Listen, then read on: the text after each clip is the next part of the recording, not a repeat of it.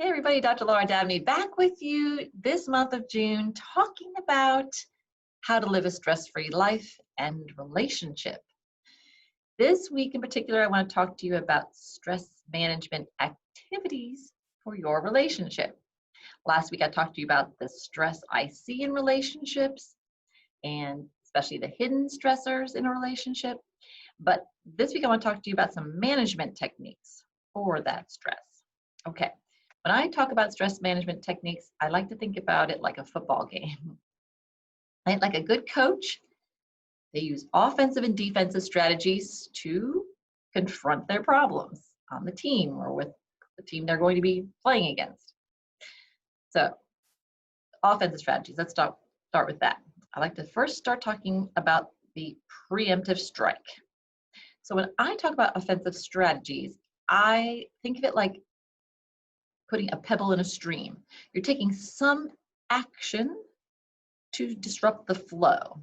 So if something's going on and you do something.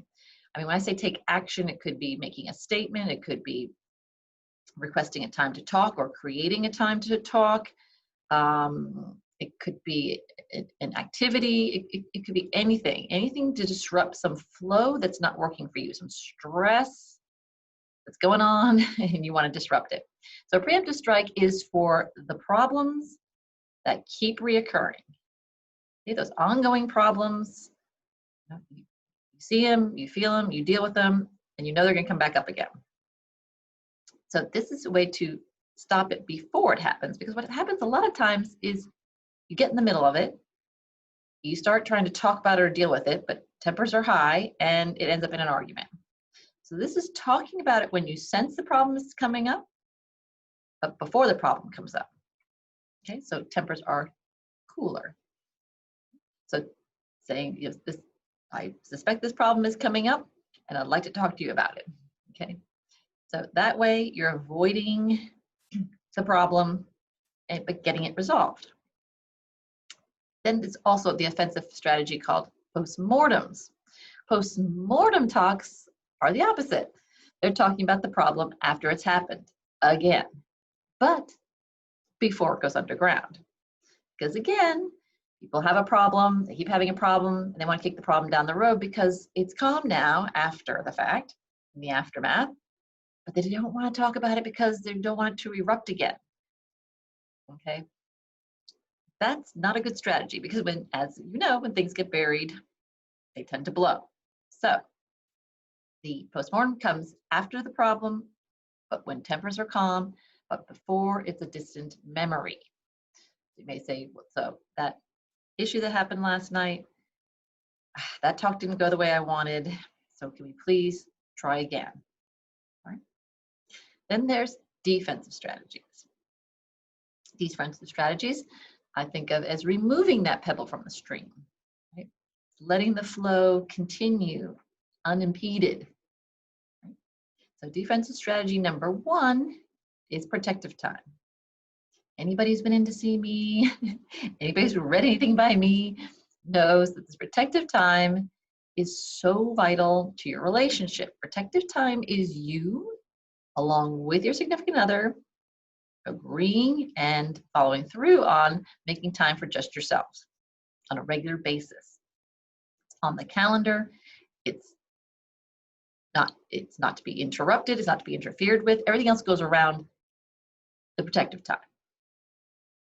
Some examples from my patients are getting up 30 minutes early to have coffee and paper in bed. Meeting after work but before dinner for tea or a drink on the porch for 30 minutes or an hour. I know another couple sits down after dinner, after all the dishes are done, the kids are in bed, and they sit down at the table and have dessert together. Okay? The key to protective time is that you're not going to sit there and have a deep discussion. You can have light activities. The key is to have activities that can be interrupted. So you don't want to get into a deep movie or some show that can't be interrupted, or each have your own ear pods on so you can't hear the other person. This is about maybe we're looking at your calendars, or maybe finishing up a task, or reading the paper together, or magazines together. This is hanging out. teenagers do this for a reason. They don't know why they do it, but they do it to have the opportunity to do something, carry through with something, chat if the urge comes up. Okay, so if there's something that's been going on in underground, now you have the time to talk about it for sure. There on the calendar, preferably daily. Weekly will do too. Okay, the other defensive strategy I like to talk about is the bridge statement. Bridge statements, it's funny because we talk about bridge statements in all other areas, in our social lives, in our workplace, but we don't talk about it in our intimate relationships. Bridge statements are the pivoting. You've heard the term pivot. So it's a way to move from a gaffe or an unexpected display of emotion to protect the relationship. Okay? So it's making that switch, making a move. It's a line that helps you get away from a situation that's going to run away from itself. All right, so maybe something like, I thought I could listen. I said I would listen to what you have to say, but I find that I'm actually thinking about something that happened at work.